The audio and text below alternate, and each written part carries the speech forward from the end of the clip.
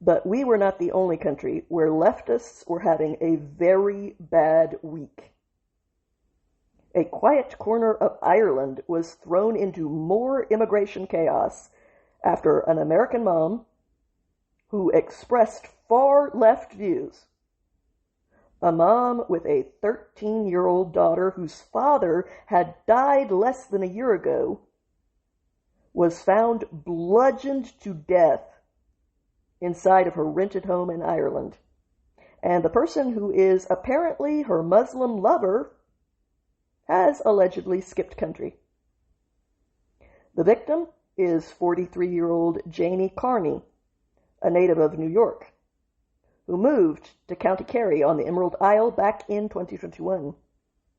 This locally beloved lefty, who had Free Palestine and F-ICE at the top of her Instagram page, and who was very busy in the local pro-Palestine activism, was discovered dead last Tuesday afternoon by a relative who came to check on her. The Irish National Police Force says that Miss Carney had been bludgeoned in the head sometime between Monday night and early Tuesday morning in her bedroom.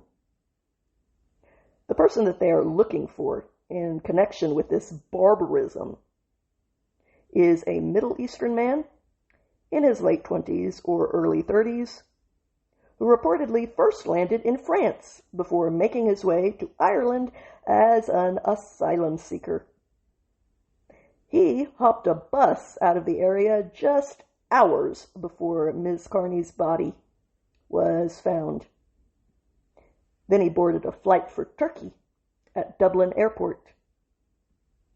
Whether he continued on to his home country from there is still being looked into after Interpol and the authorities in Europe were brought into the loop. None of them have released the name of the man that they are supposedly looking for, even though they have it. We all know why. But neighbors say that they heard a heated argument going on between the two on the night before Miss Carney died. Right now, her Muslim lover is only labeled as a person of significant interest, which is convenient because Irish extradition law bars authorities from bringing a suspect back purely for questioning. They cannot extradite him unless he has been formally charged with a crime, which they cannot do until they question him.